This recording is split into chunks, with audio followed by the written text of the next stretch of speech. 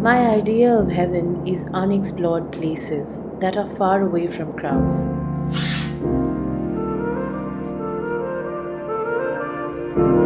So I headed off to the quaint village Bahu in Himachal Pradesh for some much needed alone time to rejuvenate.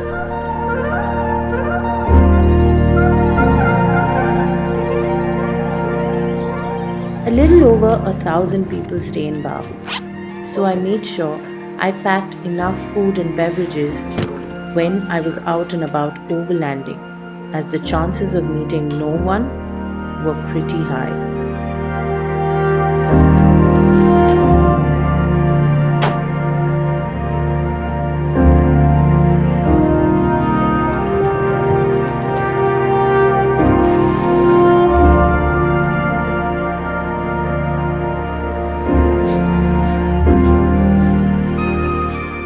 Life is best lived outside the confines of four walls.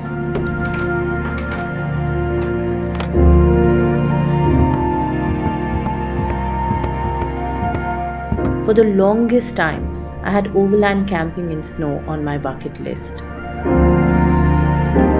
Solo travel, that too in snow, is tough. But somehow, people end up discouraging only women from taking it on. This time, I decided to live the adventure. I was determined to break the bias that female solo travelers face. Determination doesn't mean that there was no apprehension or difficulty. Thanks to the terrain, there was a bit of both. Traveling solo meant I had to be extremely well prepared for all situations. I was packed to stay warm, and I made sure the Thar was packed with equipment I would need in case I got stuck. I carried a jerry can, snowboard, and snow shovel among other things. The Thar was also equipped with a walkie-talkie and could reach the base station within a 12-kilometer radius in case I wasn't able to manage to wriggle out of a tough one alone. After being as well prepared as I could be, I set off on a new challenge. Honestly though, nothing can completely prepare you for snow.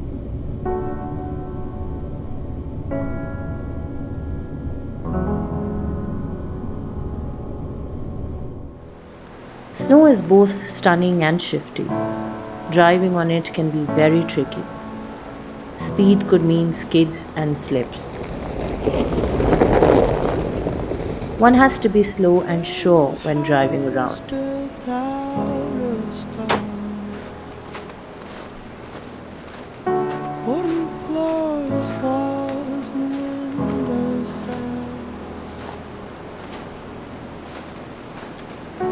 Tables and chairs worn by all of the guys.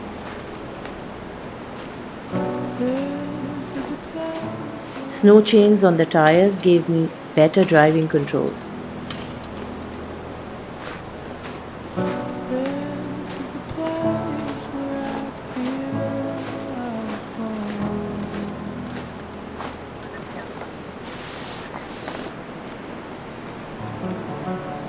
What the equipment did for the Thar, the coffee did for me. It kept me going in the sub-zero temperatures. Everything seemed to slow down in snow.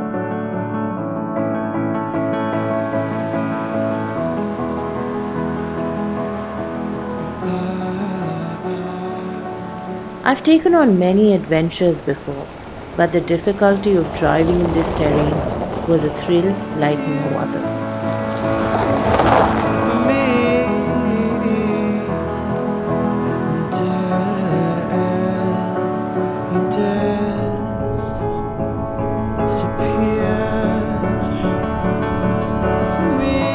I found a sweet spot surrounded by deodars to park the overlander. It was surrounded by snow-laden pine and cedar trees and sat facing an almost frozen lake. The place was steeped in history and serenity. A cottage that had been constructed in the 1800s stood on this land. It was breathtaking, However, there was a hitch. No one stayed there, so it took multiple requests to the guard to let me park and overland there. As soon as he allowed me, I wasted no time in setting up camp. It took mere minutes for me to set the rooftop tent. Out in the garden where we planted the seed, there is a tree as old as me. Branches were sold by the color of green. Ground had rose and past its knees. I soaked in the view that lay in front of my By the eyes. cracks of his skin, I climbed to the top. I climbed the tree to see the world. When the guys came around to blow me down, held on as tightly as you held on. Soon I headed off to a clearing for some much needed time to delve inwards. Held on as tightly as you held on to me.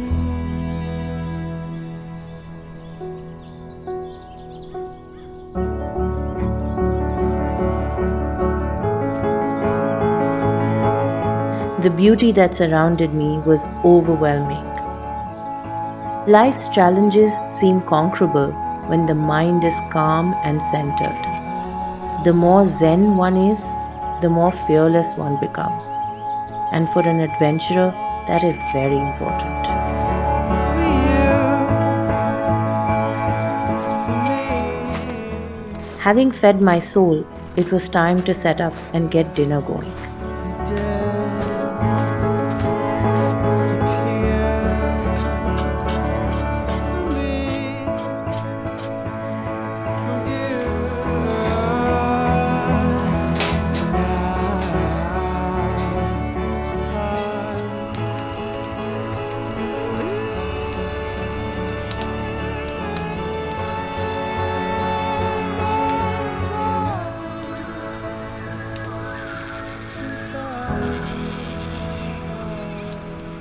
Well, I believe simplicity makes for happiness.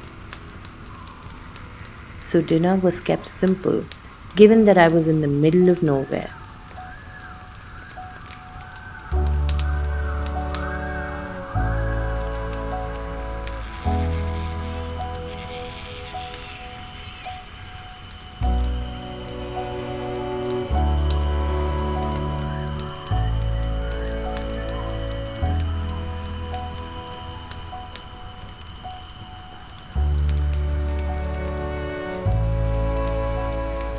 It had been a wonderful day, so I really didn't want to drive off, but head back I had to.